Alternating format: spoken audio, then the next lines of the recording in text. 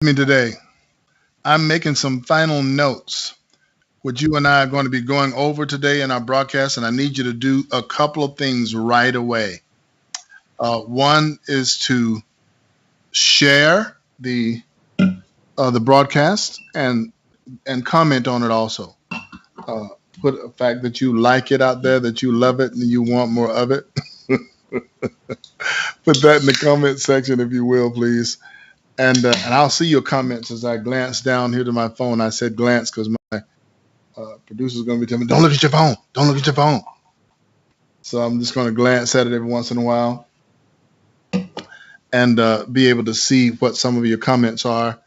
And from there, we can have somewhat of a dialogue tonight because we're going to need to go into dialogue on this issue of wokeism, and I'll tell you in a little bit how we're going to approach that. But first of all, I want to thank you again for joining me here, right here, on Influencers Platform. Influencers Platform is, as it is described, a platform designed for influencers to be able to touch people with thoughts and ideas and actions and aid that will move forward the advancement of the kingdom of God and their particular causes as well. So while I'm the lone ranger on Influencers Platform at the moment, I don't want to remain so. I want the Influencers Platform to be filled with people who can do exactly what I'm doing, produce shows each week or at frequency, or even, it doesn't have to be a show where you're sitting down in a studio like setting like I am right now. It could be a show that uh, is out in the in the marketplace or out in the arena where people are doing things and be able to translate that to a viewing audience that you can help in terms of educating and inspiring and motivating them to be the kind of change agents that we need to be in the world right now. I am so glad that we are where we are in terms of um, the world.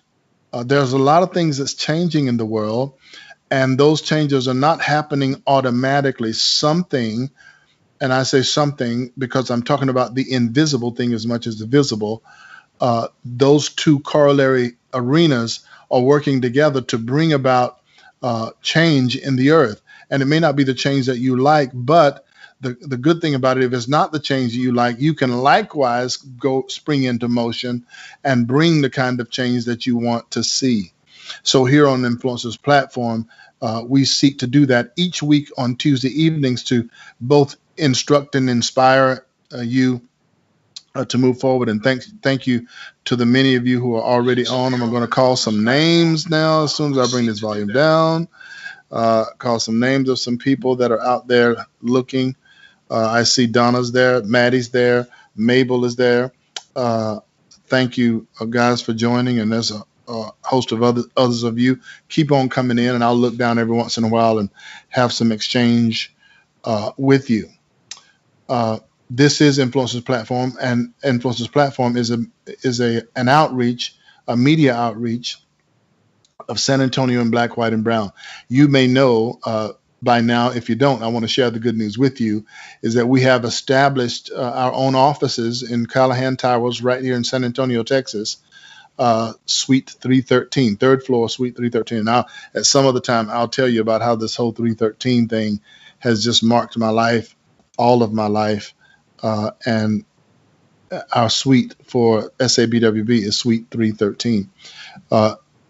You'll see some stuff, if you haven't already, that we do have some yard signs, and I'll get to some of that when we start to talk about wokeism. That's going to be our subject for tonight, is the area of wokeism. But I want you to become our partner at SABWB. You can do that simply by going to our website at sabwb.org and follow those very simple prompts there, and you can become a partner with us as we take ground for the kingdom. Here's the thing that I've been praying into and speaking into over these months now that we've been moving in this direction, years actually, but it has accelerated quite a bit within the last 6 months. That SABWB is a grassroots movement. It's a genuine grassroots movement where all the people who are involved, who have a heart tug toward being the change that we know we need in our society, being the change that we know that we need in all aspects of our society, that grassroots group of people come together to strategize, to pray, to work, and to move forward with strategic efforts that bring about the change that we want to see, having measurable benchmarks so that when we get there, we know that we're on the road to making the kind of change that we want to see. And I need about 1,500 of you doing that each month. I took a look today, and I'm glad to report to you that our list of supporters is growing this year in about a 30% increase each month for the last 3 months. And that is January, February, March, and we look even better for April, for the month of April. And we need to keep increasing until we have reached that workable number, and then we can start multiplying, increasing, so we can do even more in greater ways. So thank you for your support, first of all, for those of you who are, and those of you who have not yet become a part of our grassroots growing effort to see the kingdom of God come in our city. Go ahead and do that. Our partnership is only $10 a month. That $10 gives you access to the back side of our website, where you can see firsthand some of the things that happen at our mixer. You'll be able to see some stuff already back there that's quite remarkable and informative, and you'll be seeing snippets of that coming out on social media. But I encourage you, not only yourselves, many of you who already are. Thank you, Maddie, again for watching, and Melanie and Donna and Melba. Thank you guys so much for being on tonight, and let everybody in your social sphere know, like and comment so that this can get out to the people in your social sphere as well. Uh, and become our partners, and just let's just see this grassroots thing sweep the city of San Antonio, and thereby the city of San Antonio becomes a model for what will happen in major metropolitan areas across the country, as people of the grassroots who know that there is a level of pushback that we must give if we're going to maintain our freedoms and pass on to our posterity the kind of freedom and liberty that we have enjoyed as citizens in America, and certainly as members of the body of Christ. That there must be this fight that we engage for freedom and for liberty in all of its aspects, to include the freedom to worship God out of the free will of out of our free will and out of our good conscience, to worship God in those ways. I'm so thankful that you have partnered with me in that, and do the work of the evangelist here. Tell somebody else, tell a handful of others to become a part of this growing grassroots movement that we're seeing already take place in the month of January. Is healthy percentages that we have seen come forward, and we want to see that continuing to roll. We actually want it to explode for the month of April. So thank you for doing that and becoming our partners. You can also participate in a quick give. You can give right now. And it doesn't take long to do it, to the number 84321. To that number, you can text a $10 gift. $10 is what we will use as a signal to indicate that you want to continue to be partners with us each month, and we'll contact you to make sure that happens. And then a space, and then SABWB. So to the number 84321, text the number 10, a space, and then SABWB. You've seen that, as you've seen on your screen there. It will be very helpful for you to do that, to become our partner. All right, tonight's program deals with wokeism. Wokeism. We're going to examine wokeism. What is it, first of all? You've heard it used a lot in a lot of different ways. So I want to put forth a working definition that we'll use tonight concerning this concept of wokeism. And then we're going to examine wokeism in three specific areas. We're going to talk about wokeism in the socio-political realm. We're going to talk about wokeism in the civic arena, and we're going to talk about wokeism in the pulpit, or wokeism in the religious sphere. We're going to talk about each of those, and we're going to do it briefly and introduce some video that will help make the point. Some of it I will come back and do kind of a reactionary response to the video. So let's start with our working definition of wokeism. Wokeism is defined as having or being marked by an active awareness. If you have, or you are marked by an active awareness. Now, I want you to pay attention to some of the words that I'm going to give you in this working definition, because it becomes very important as we define it moving forward. If you have, or you are keenly aware, you have an active awareness, you're marked by that, of systemic injustices and prejudices. You're woke, in other words, if you're marked by, or if you have a high sense of awareness to systemic injustices and prejudices, then you are said to be woke. You're also woke if you are aware of the facts or the truth of a matter. Suddenly, if truth has dawned upon you, then you are woke. In both of those definitions, in both of those working definitions, I want to draw your attention back to something to show you how important a part that this something that I'm about to talk about has played in this whole scenario of this wokeness that the public is right now going through in America. And it's quite revolutionary. It's a strong thing that's going on, and it has the potential to bring great levels of change very rapidly and very intensely. And when that happens in a society, a lot of fragmenting issues come out from that. So again, the working definition for wokeism is you have or you're marked by a, an active awareness of systemic injustices or prejudices. Or number two, you're just aware of the facts of an issue or a situation.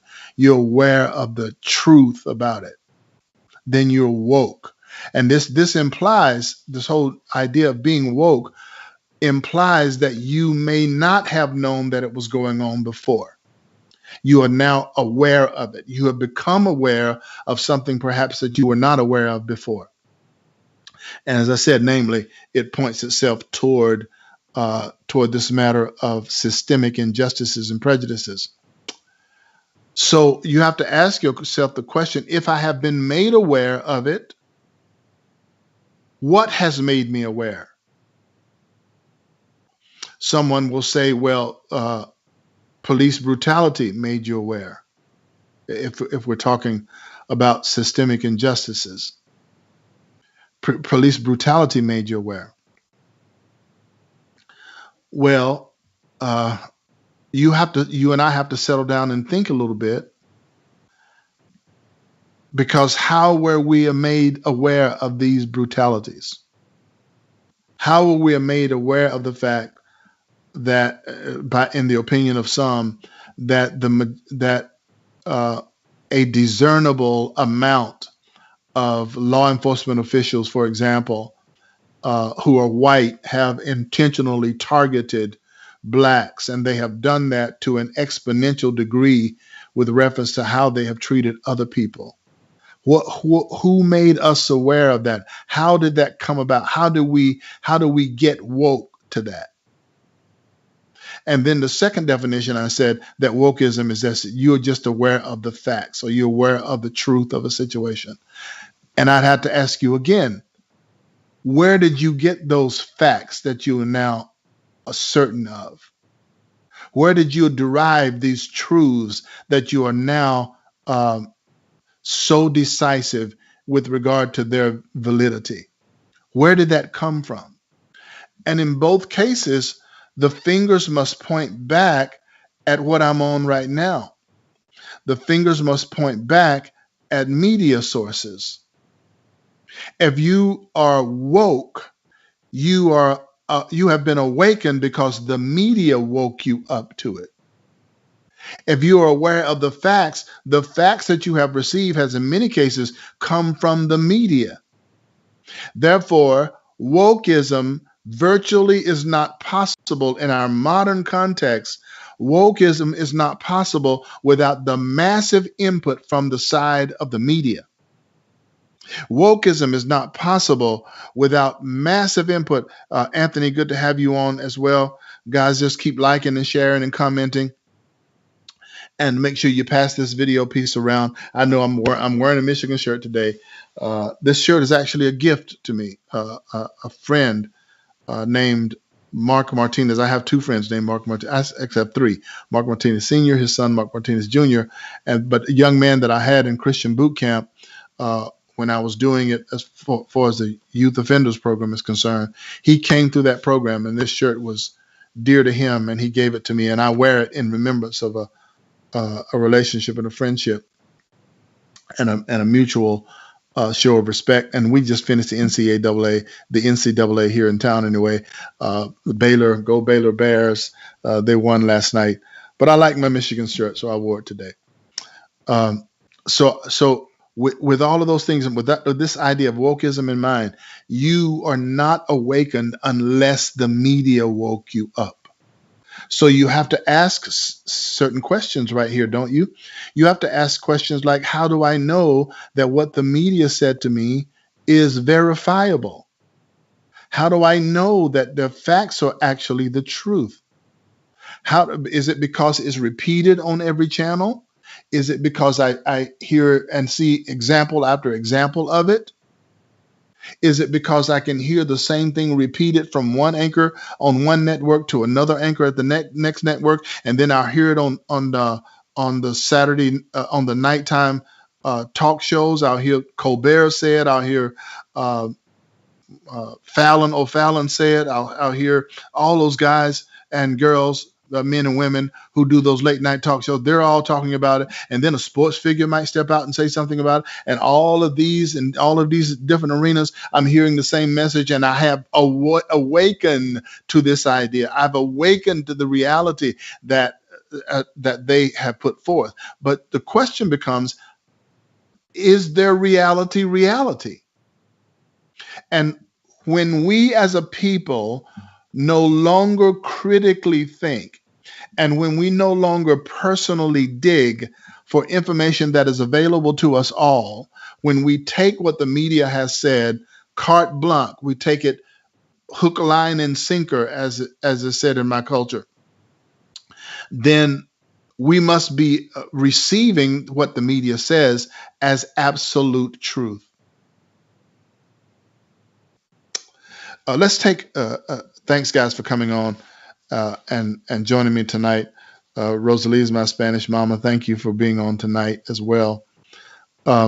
So we have to look at, is this stuff valid? Is what they're saying valid?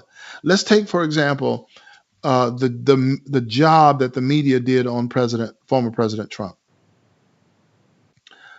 They counted his lies. He's told 500,000, 400,000, whatever it was, lies that he's told over these years. They say they have been documented lies to make the public think Donald Trump is a liar. And then other terms like misogynist or racist or all of that was all you heard on all of these networks from all of these people. And suddenly you came awake to the idea, you awoke to the idea that the president is a dangerous man and he needs to get up out of office and all of that. And he's no longer in office now, not because he has been voted out per se, but because the general sentiment of the public allowed something to happen that really perverted the whole election system, which they're trying to cement now in an act that I'll tell you about in a little while. But all of that wokeness has created these issues. So we're going to look at wokeism tonight in three specific arenas. We're going to look at it first in the socio-political arena. I'm going to do that by way of a video, kind of a reaction video that I'm going to do to something that Alejandra Ocasio-Cortez said, and I'll show you that video in just a minute.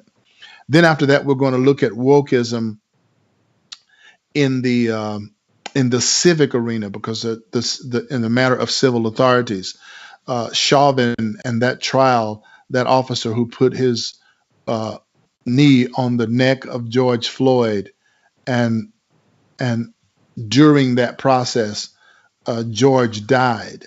And this trial is going on now. And what will happen in the land of wokeism if this police is not charged? Some would decry he needs to be charged with first-degree murder. And it doesn't matter almost in wokeism what facts come forward to refute these feelings that we have. The facts that come forward are irrelevant. Wokeism, my thought, the way I feel about it, the way I've been manipulated to feel about it, overrides any other facts, because we don't critically think anymore, we emotionally think. So we're going to look at the trial of Officer Chauvin and what wokeism looks like in the civic arena. Lastly, we're going to take a look at what wokeism looks like in the religious arena or in the pulpit. I want to examine a statement made by a newly elected, quote unquote, senator. And I say quote unquote because it is now proven, and I'll say it till the cows come home, because it'll be proven eventually. We're getting much closer to it now, that people who are forensically examining the voting system and what HR 1 wants to do to completely make that a federal thing, it should be scary to you and me. But there's another thing about wokeism, that the other side of it is the change is so rapid that you don't know where to start. That's why SABWB exists in San Antonio. It is a starting place to push back and to push for, not just to push back against these encroachments, but to push for the kind of environment and lifestyle and kind of um, dynamic that we want to see in our own community. We have the choice to do that. We have the right and the responsibility to do that, to make better our own environment that we can pass to our children. I'm going to go to commercial now. When I come back from commercial, we'll look at our first, I'll set up the first reaction video that I'll do with AOC, and then we'll look at the other two in the civic arena and finally in the religious arena. And then we'll wrap it up for tonight with another opportunity for you to know what your San Antonio and Black, White, and Brown is doing across the face of the city, because we hit the ground running. And you're going to be able to see that tonight as we continue. So stay right there where you are. I'll be back from commercial right after this. Hello, everyone. I'm Charles Flowers, your host for Transcendent. Transcendent is SABWB's online weekly broadcast, aired here on Influence's platform. Join me and other key leaders from various pillars of influence which shape the culture of San Antonio for innovative and strategic dialogue. Each week, we will address core community values and principles that need to be restored and re-implemented into our culture of our great city. This may often necessitate identifying where these values and principles are being compromised and reflecting on the damaging impact that such actions may have if left unaddressed. But ultimately, we want to take the conversation beyond ordinary limits, exceed the normative boundaries, and implement bold, time-tested principles across the pillars of influence in our city, which will result in the positive transformation of the culture. I look forward to visiting with you each week here on Transcendent.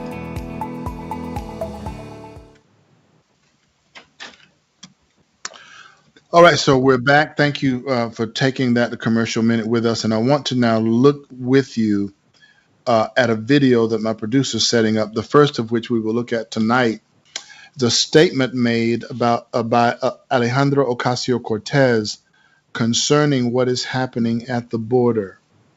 And while that's being prepared, I want you to just note for a minute how differently the media is handling a situation far worse than anything that existed in the former president's administration, and how they're treating it now that the darling of their cameras is in office, our president, President Joe Biden. I want you to note the difference in how the media is treating the very same situation. Now that should awaken you. You know, there's 3 times that the scripture tells us to awake out of sleep, awake to righteousness. It tells us to awake with the same implication. The implication is that if we have to awake, there is something that we have not been awakened to.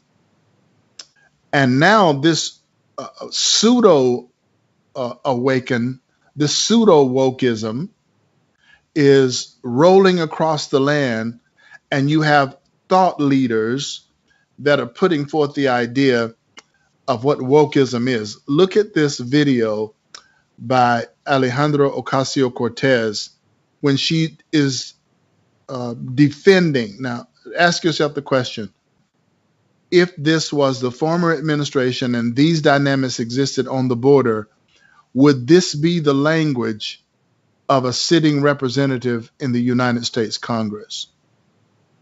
Watch this video. By the way, is a white supremacist idea, philosophy. The idea that if an other is coming in the population, that this is like an invasion.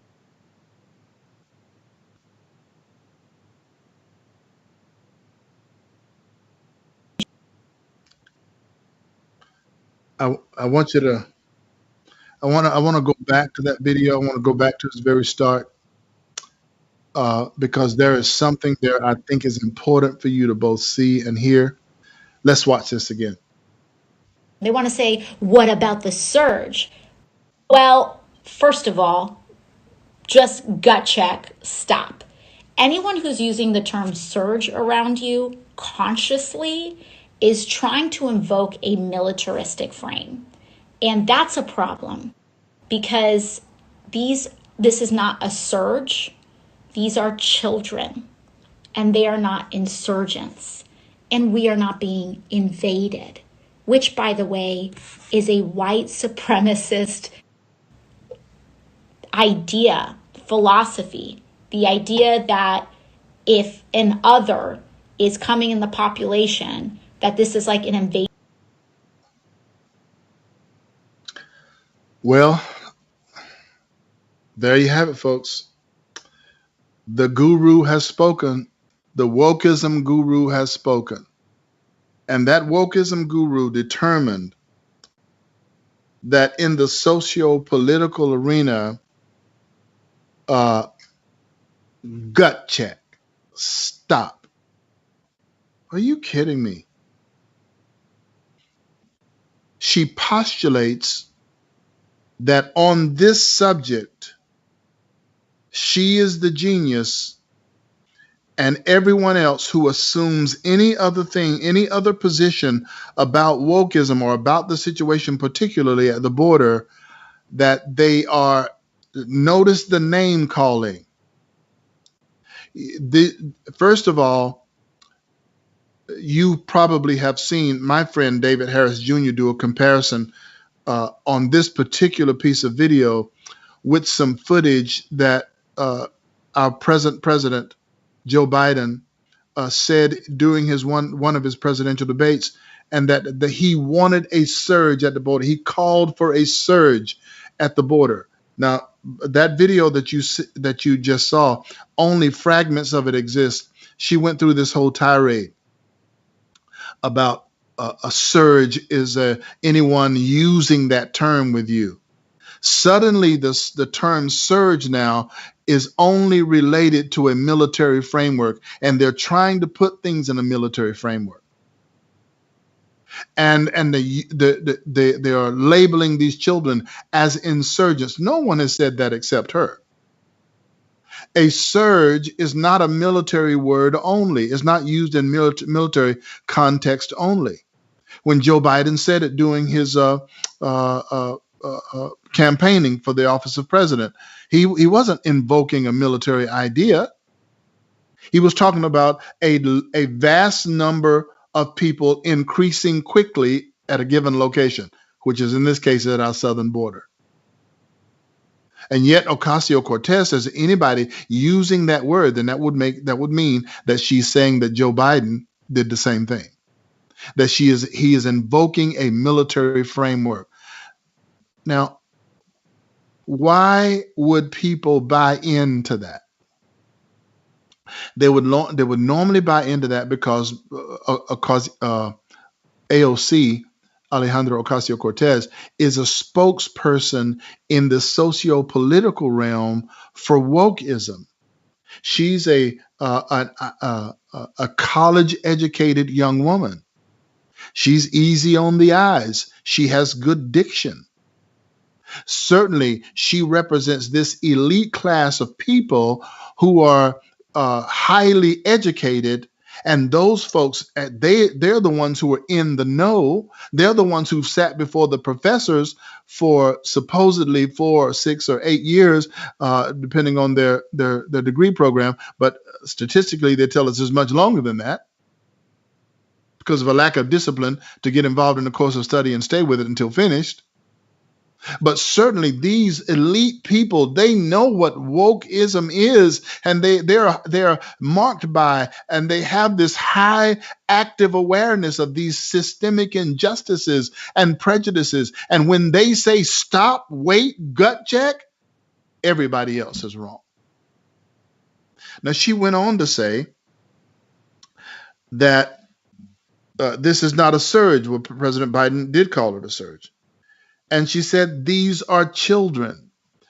Such a statement invokes the maternal instinct for protection and safety for children. And since we are about 50-50 in this country, male or female, it can be pretty easily counted on that that those listening to her are at least half female. I mean, half the. I don't mean half biologically female. That's another whole woke issue. I mean, half her population is female listening, and it invokes immediately that protective image. And how dare anyone do anything to the children? What about the children?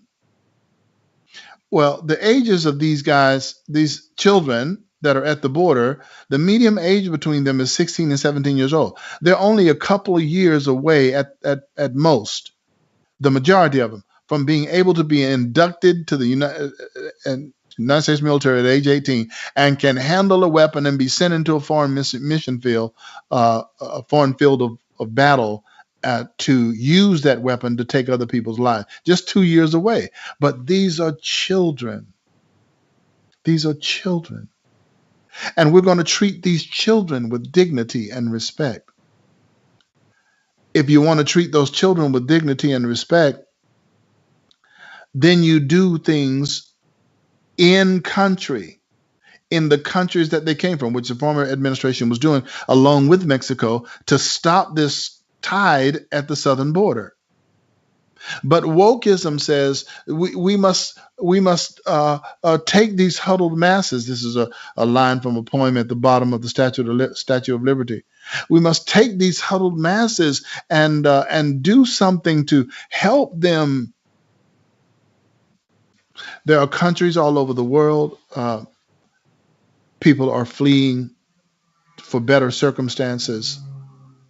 And we have entry ports in this country that they should use to enter the country legally. There is limited resources in this country.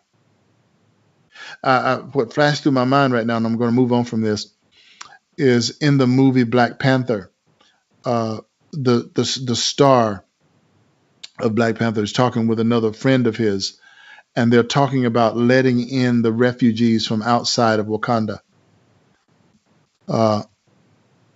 And the one says, if we let those refugees in, we let their problems in. And Wakanda becomes just like them. You can overload your resources. And if you overload your resources, you're not able to help anybody. So you have to put yourself in a position of strength to be able to help someone. That's why borders need to be well established. That's why the border wall needs to be finished. That's why border security needs to be beefed up, so that we can take on those that we have the capacity to help without breaking our own back and sending our own economy spiraling downward. We have to operate with some common sense. That is a wokeism as articulated by Alejandro Ocasio-Cortez in the socio-political environment. I want to look with you now at another video. This one particularly will turn our attention toward the civic arena. Civic arena. It's going to be a hard one. It's going to be a hard one. So let's do this. Let's go to commercial first.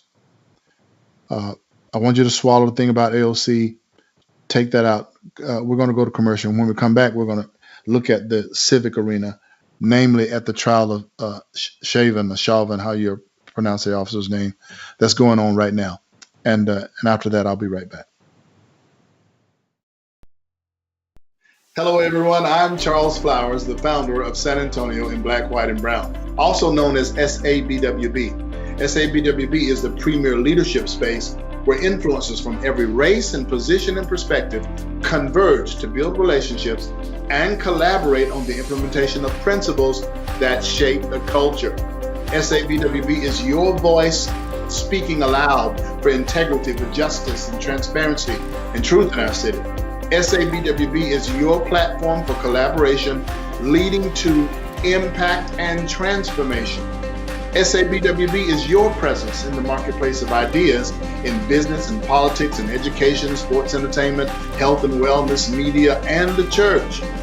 SABWB needs your partnership as we together transcend the boundaries of race and class and build a kingdom culture here in San Antonio.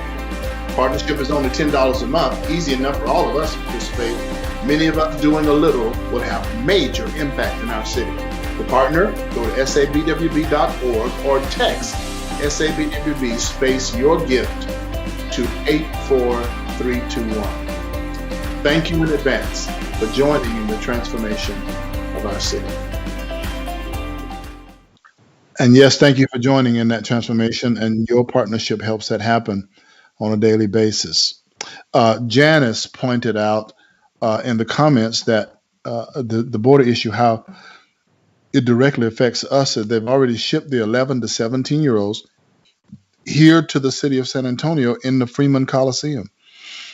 Now, the same city officials, Judge Nelson Wolf, and our mayor, our sitting mayor, Ron Nirenberg, got on camera every day encouraging the shutdown of businesses and the closing of schools and the wrecking of an economy because of the potential COVID spread. Are you not yet aware? Are you not woke yet to the idea that we have been duped for a year globally by people who are pushing forth a particular agenda? They didn't make COVID up. COVID is real. It's happened. It's fatal, and people unfortunately die from it. But people die from all kinds of diseases and sickness in the coronavirus class, like influenza and other strands. And it's no more deadly than that. And we have never gone through these gymnastics where any of those coronavirus family of viruses have had devastating and deadly effects across our community. But this happened in order to massively control the public, and it has scattered the body of Christ. But Transcendent, this Facebook Live broadcast is designed for us to actually go above that, take the conversation beyond the normal boundaries. And these things now, you should be woke to the idea that if the coronavirus is as deadly and devastating as it is, why the state of Florida has not died off? Why are we not seeing here in Texas the bans have been lifted, and yet the numbers are going down? Can you not see that the woke people actually put the masses to sleep using something called wokeism? The woke architects put the masses to sleep, destroyed an economy using something called wokeism. Okay, so I want to set up this second video. My friend David Harris, I remember he and a team of men came to our church here in San Antonio, Faith Outreach Center International, at that time all of us being corralled by the late and great Bishop Harry Jackson. And he came here and he spoke, and his book, Stay Silent. I encourage all of you to get it. Thanks, guys, for coming on tonight. And as we spoke, and as David spoke, he was tearful that night concerning the unborn, the slaughter of the unborn. He was just as tearful when we saw this initial footage of George Floyd being handled in the manner that he was handled by the police officers. And now we're in the midst of the trial of Officer Chauvin. This is a difficult video, but watch this, and we'll come back and talk about wokeism in the civil arena once we return. They want to say, what about the surge? I don't know if we're ready for this. Well, apparently there is new video evidence, potential proof that George Floyd did not die because of a knee on the back of his neck. Now, I know how I feel about watching that cop, Derek Chauvin, with his knee on the back of his neck. I think it was way too long that he did that. But could this be enough evidence to not charge these cops with murder? You decide. The video you're watching right now is George Floyd when he's initially stopped. We've got it in slow motion. Watch as we zoom in closer and closer to George Floyd and take a look at what is on his tongue. A little white spot.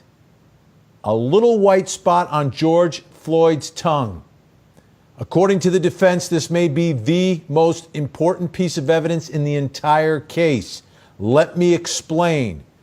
One of the attorneys for one of the former officers accused in the murder of George Floyd, the attorney for Thomas Lane, has filed papers and says that little white spot on George Floyd's tongue is fentanyl. Fentanyl, which he ingested at the time he was approached by police. He says that little white spot is on his tongue. In this part of the video, he turns his head and it's gone. But take a look at it. The defense is saying this is 2 milligrams of fentanyl. And it is the fentanyl that is responsible for the death of George Floyd. Fentanyl. Not a knee on the neck. A white spot on his tongue. Basically, they've taken a look at the toxicology. I want you to listen now real good. It's important that you listen real good.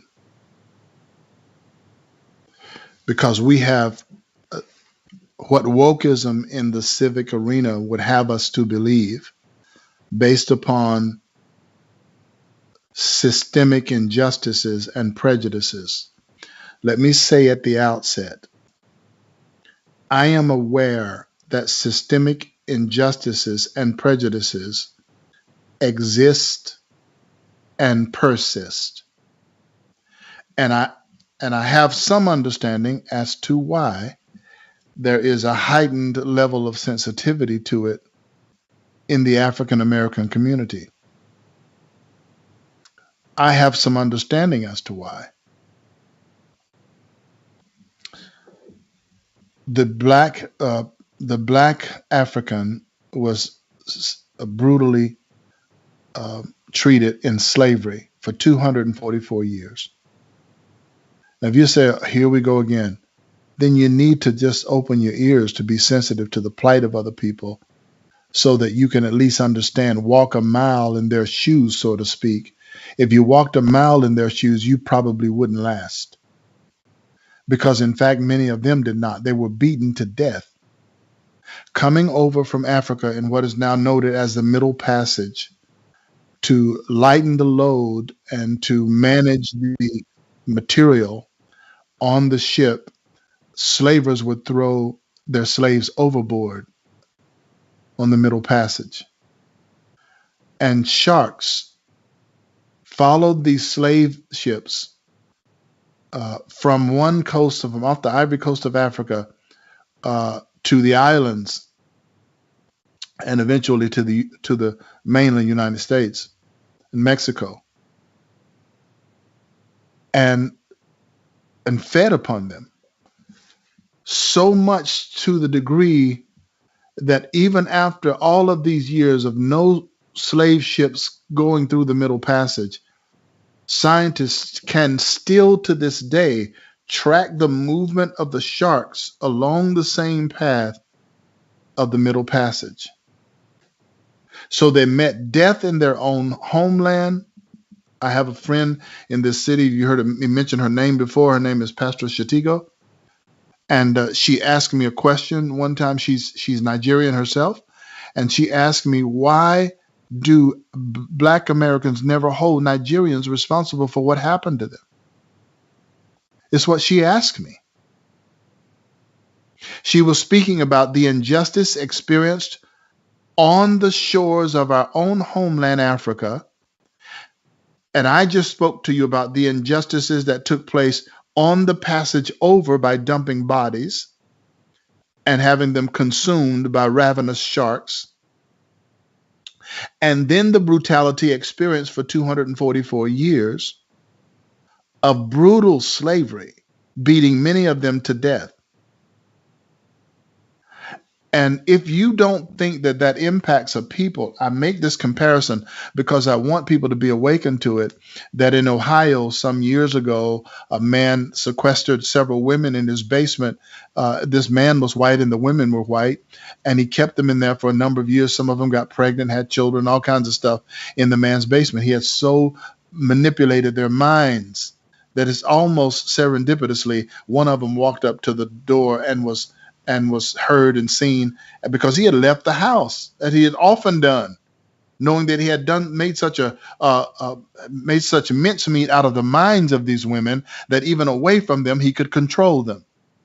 And when these women were found, oh, the outcry that was had over the general public, saying these women have been robbed of their childhood and their innocency, and they're going to need counseling for years to try to get over this trauma. And all of that is true and legitimate. But if you can see that for 10 or 15 years for a handful of white ladies in a basement, how is it that you cannot see that for a whole nation of African American people who have been brutalized for 244 years, passing that pain on? And don't let me stop at 244 years, because that would be unjust to do so. In the same year, 1865, when this thing, the Civil War ended and slavery effectively ended in the United States. I say effectively because it was actually the Emancipation Proclamation, written in November of 1862, was actually enforced in January of 1863, that blacks were no longer slaves. Therefore, they had a vested interest in the outcome of the war, and they fought, and the war ended with the Unions winning, and therefore ending slavery in the United States as we knew it. That same year, 1865, however, there was a list of laws written called the Black Codes. There's never been any laws in the U.S. called the White Codes, laws that were suited to negatively frame the lifestyle of white people. There's never been any laws in the United States called the Brown Laws, or the Italian laws, or the Indian laws. The only laws that this country has ever written targeting a people group is the same people group that they enslaved for 244 years and devastated. It's Black Codes. And they lasted for another 100 years, from 1865 until 1965, which 1965, of course, culminated the very end of the Civil Rights Movement, led by a pastor, Dr. Martin Luther King Jr., whose books I'm reading again now, and they're just tripping me out all over again. We're going to move forward with some things that Dr. King left us. We're going to move forward with some principles and ideas that raises a grassroots movement up. Oh, I feel this in my spirit right now. But here's what I want to tell you about. The civic arena, in this trial particularly. There are those who are constructing the civil arena who want these police to be all but acquitted of this crime. And the things that you just saw, the possible bag of fentanyl in the mouth of George Floyd, which he swallowed during his interchange with the police. If you look at that video, it'll go on to say that that was a lethal amount of fentanyl that he swallowed. Now, does that excuse this systemic injustice or prejudice? No, it doesn't, but not by any stretch of the imagination. I believe systemic injustices and prejudice exist, not only because I've experienced them, but because at the end of 1865, do you think all this the slave-hating slave owners suddenly disappeared? No, they developed their own legal system called the Black Codes so they could continue their hatred and prejudice against a people group that they felt to be inferior to themselves. Do you think in 1965, when the Civil Rights Movement was signed, that suddenly all of the Jim Crow hating whites suddenly dissipated into thin air when that was signed? No, they moved themselves into the legal system to try in many ways to keep disenfranchising and keep minimizing and marginalizing a people that they actually fear. So systemic prejudices and injustices do exist. They are not where they were by any stretch of the imagination. It's the work of Dr. King and Ralph Abernathy and E.D. Nixon and a host of others in the civil rights movement, Rosa Parks, and a host of others that we are standing on the shoulders. We're standing on the shoulders of such men and women who forged forward to break chains of oppression. But there are some who want this trial. They want this Daryl Chauvin trial. They want this trial to all but acquit these officers. Why? Because they have prefigured. Please hear me when I say this. Please hear me when I say this. They have prefigured that a trial all but acquitting these officers will serve their social restructure program very well. How will it serve their structural reprogram very well? Well, it will send outrage and riot in the street, and that outrage will be pointed directly at police officers, and the defund the police movement will move into play. When you defund the police, you have less people with access to weapons and guns. You have less people having a capacity and ability to defend themselves. And you have less people defending people against encroaching evil. There are those who want this trial to end up with these officers being all but acquitted because they have preset that the response, particularly in the Black community, the response will be swift and violent and will gain for them momentum to move their own agenda, their own destructive, defund the police agenda ahead. Now, right here in the city of San Antonio, coming up on our ballot in May 1st is a defund the police movement called Fix SA or Fix SAPD. I've sat down and I've had actually as a guest here on Influencers Platform, the president, Danny Diaz of the San Antonio Police Officers Association, and explained to you in detail how this is actually a defund the police mark, and then reflected on how it happened in Austin and what has been the result, not only in Austin, but in other cities that have adopted this defund the police thing. And you like never before. I'm glad that I see in signs as I drive through the city of San Antonio, back the blue, pray for the blue. We love the blue. San Antonio and Black, White, and Brown got in on the sign making and sign posting. We have a beautiful sign called "The Blue Needs You." It has an SAPD flag or police officer's flag on it, and in writing it says "The Blue Needs You" on a navy blue or black background. And you can get them by calling our office. You can get a sign by calling our office. We ordered 100 of them, and we kept 15 of them back for our open house, and we forgot to give them out at open house. So now you have 15 signs that you can come and get. You can call 210-866-4409 anytime between 9 and 5, and someone will be there in the office to direct you. You come and get a very limited number. We only have about 19 of them left, but we want to get all of those signs out in the street with everything else that's going on, so that you know that your SAPWB stands behind and defends the police department. I'll tell you one other thing that the SAPOA president said, Danny Diaz. You remember the story about the police officer who reportedly gave a feces sandwich to a homeless person, and the news spun it that same officer, because of the union, got his job back. This is what awakes. Why are we woke? We are woke because we, quote unquote, know the true facts of a situation. Do you know the true facts of that situation? I guarantee you, listening to the media, you don't know the true facts of that situation.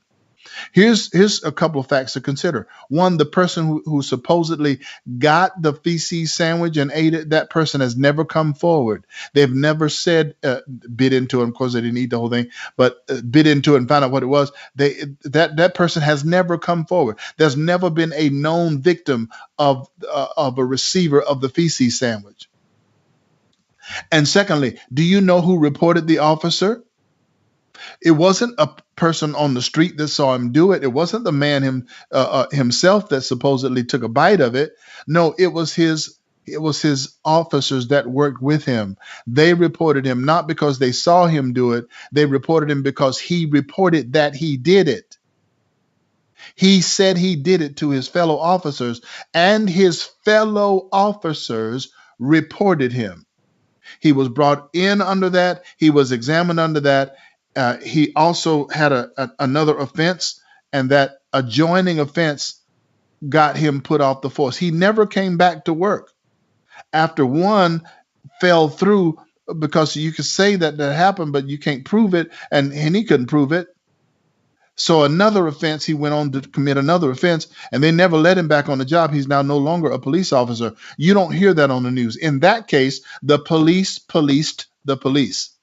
In that case, the police policed the police.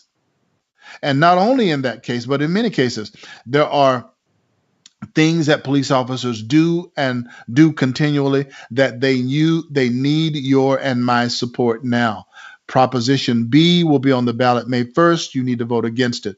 That's wokeness in the civic arena. It will cost us. It could cost us up to 600 officers walking off the job if Prop B passes, and our skeleton crew police department would be in critical mode then. Right now, there's only about 2,500 or so police officers to cover a city of 1.5 plus million people. Now, thankfully, most people are not,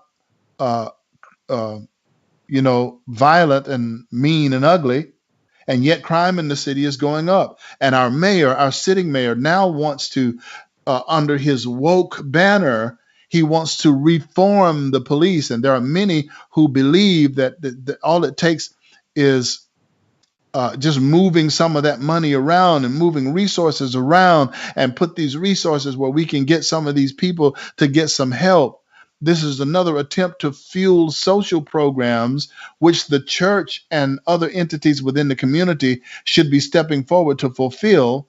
And since the government wants that prized place in both the psychological and the lives of people, they'll displace the church and use your own tax money to give them a job to do what the body of Christ has said in the church to do, in the earth to do. That's wokeism in the civic arena. Now, the last thing that I want to point you to as far as wokeism is concerned this evening is wokeism in the pulpit. Wokeism in the pulpit. The Bible describes the church. Jesus said in Matthew chapter 16, "Upon this rock I'll build my church. The gates of hell shall not prevail against it." He said another place in scripture concerning the church that we are the pillar and ground of the truth. It says in another place concerning the church that it is the body of Christ. That is the bride of Christ. We're God's building. We're his building, we're his body, and we're his bride. It says in another place that we are being formed as leaders to reign with him in eternity. And yet wokeism in the pulpit produces a damnable doctrine and produces a feeding of people who are seeking the truth. If they're in church, you would think they're seeking the truth, right? Yes, Janice, I'll save a sign for us. I'll put ours away. But that reminds me, call that number 866-210-866-4409. That's our brand new SABWB offices, and you can schedule to come get your sign. By the way, we wanted to do 500 signs. It's going to take about $7,500 to do that. We've already purchased the first 100. We have 400 more to purchase. If you want to make up that project cost, go ahead and do it. 84321. put about $6,500 on it, and space and SABWB, and we'll get those signs this week. We won't mess around. But we'll hit the ground running. If you want to take care of that, then go ahead and do that. Grassroots, people. It's grassroots.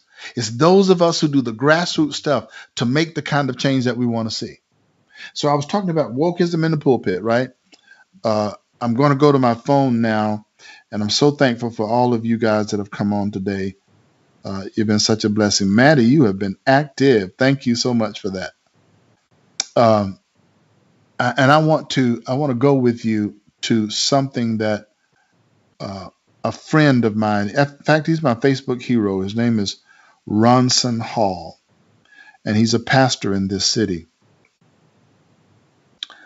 And he sent something to me and my wife just a few days ago. This was on Sunday. Here's what he sent. Here's how he titles it. He's a great writer. And by the way, I'll tell you about that when I get ready to close. He's a great writer. And he put this whole thing together. And now a sacrilegious heretical word from woke black pastor and fraudulent senator from Georgia. Here's what the woke black pastor and the fraudulent senator from Georgia had to say about Resurrection Day. The coming of Easter is more transcendent than the resurrection of Jesus Christ. Now, someone who would say that would only say it because they don't understand anything much about what the resurrection actually means to you and me who live this life every day. If they could get a glimpse of what it actually means, not in terms of a historical event that took place in a garden somewhere in Israel. And Janice and I and a team of 13 from our church was just there a few years ago and went into this. We saw the place the Catholics have there. And then we saw another alternative site that may have very well been the place where his body was laid. I'm not talking about the historical resurrection. I'm talking about what that resurrection actually means. If this man had any inkling of an idea of what it actually means, he would have never made the statement. In fact, he took it down quite quickly after it was made. This is Pastor Raphael Warnock, the one that just won the Senate in Georgia. He writes, the meaning of Easter is more transcendent than the resurrection of Jesus Christ. Whether you are a Christian or not, through a commitment to helping others, we are able to save ourselves. Through a commitment of helping others. This is supposedly the overshadowing, transcendent meaning of the resurrection. If we could make a commitment to each other and save ourselves, then the cross is the most foolish thing that God could have ever done. And it's the most foolish thing that the Son of God would have ever submitted himself to. And it's the most foolish thing that the Holy Spirit would have ever given witness to, and having raised Jesus by his power from the dead. That is the stupidest thing anybody could ever say. Thank God that it wasn't too long after he put that up into maybe some of his wokeness. Some of his wokeness caused him to be able to see that perhaps that's an unprofitable and maybe even an offensive statement to people who have at least a thumbnail scratch of understanding about what the resurrection actually is and does and did. So we have wokeism. It's a cool, new, fashionable word, and you got to be woke now. You got to know how all these systemic injustices and how all of that prejudice is taking place and how it's so nasty and ugly. And Charles Barkley said the other day, you probably saw this. He said, I believe in my heart that most white people and most black people are really good people. They're really great people. but the systems are designed to make us hate each other. It's designed to make the rich hate the poor. This is the great theologian Charles Barkley, a man who's used to speaking out of his heart, spoke again out of his heart. The system is designed, he said, whether you're a Republican or a Democrat, the system is designed to make you hate each other and make you distrust one another so that they can exercise control. Now, I tell you that I think Charles Barkley is actually represents some wokeism that we ought to pay attention to. Some wokeism that we ought to pay attention to. Okay, here's the last things I'm going to go in with you, and then we're going to close this up for tonight. Next week, and my pastor friends who are listening or will listen, next week at SABWB, in the offices of SABWB, we will actually start to hold something that we call it the seat at the table. It's called a seat at the table. A seat at the table. SABWB will relentlessly go after establishing relationships and working for collaboration in these initial 5 pillars. 1 in the church, 2 in business, 3 in sports and entertainment, 4 in education, and 5 in, of course, I would forget the 5th one. There's church, there's business, there's sports and entertainment, education, and law and politics. Law and politics. In those 5 arenas, we're going to go after finding major influencers and get on the same page together. It's going to take all of us having a seat at the table in order for that to happen, where we not only dialogue, but we act, we collaborate on the value and implementation of principles that shape the culture. Does that sound familiar to you? It should, because it's our mission statement at SABWB. We are the premier place where influencers from every race, position, and perspective converge, assemble for 2 purposes. 1, build trusting relationships. 2, collaborate or work together on both the implementation, the value and implementation of principles that shape our culture. You help us do that by your weekly participation on this program. Thank you for so many of you who have done that today. Make sure that you share this. Make sure you share Wokeism.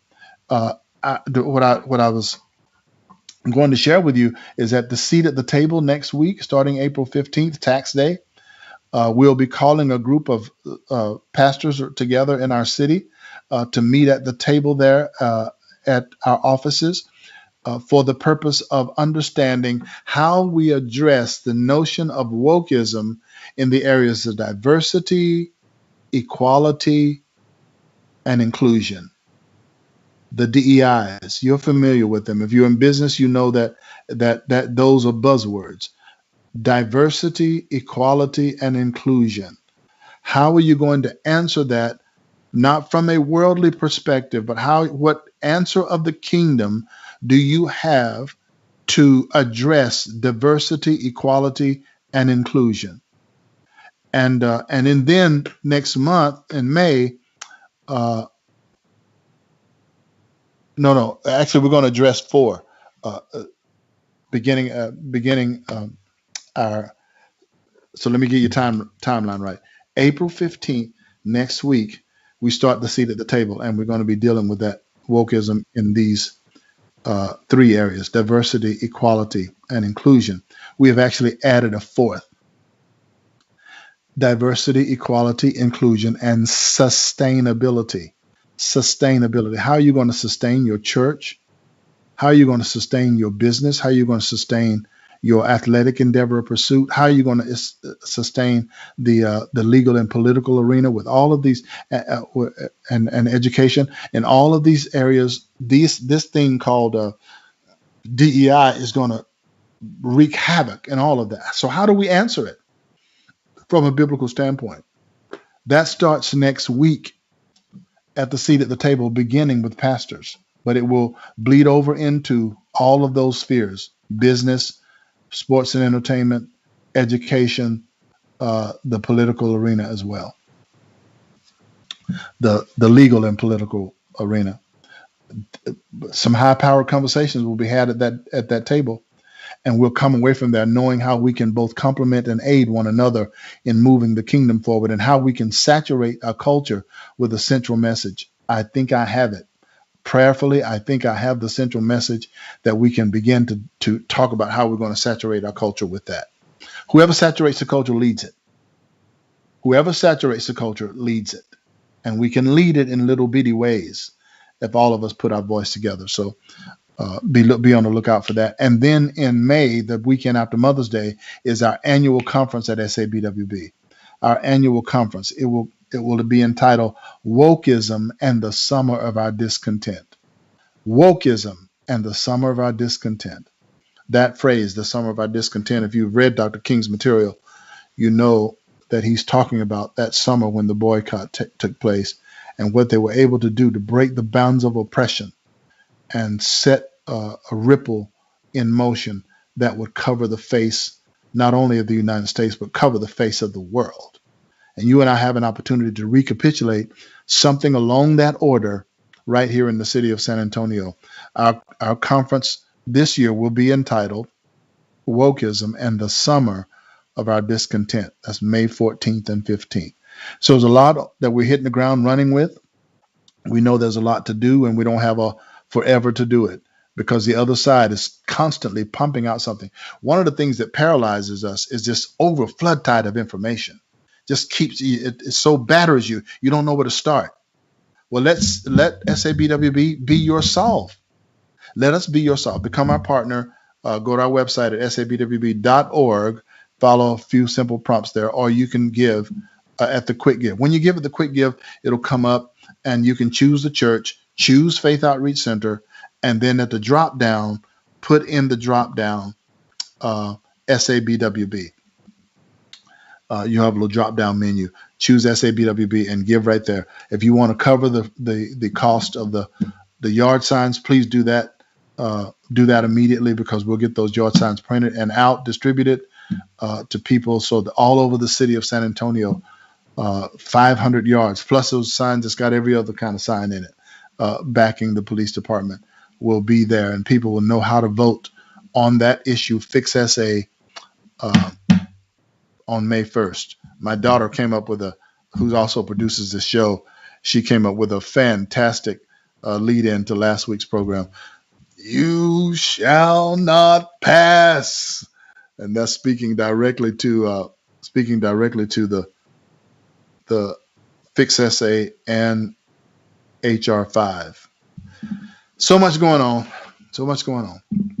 But thank you for being with me, and I hope to see you right here next week as we together collaborate on the value and implementation of principles that shape the culture. Because our motto is SABWB, shaping the culture through prayer and action. Blessings to you. I'll see you next Tuesday. Bye-bye now.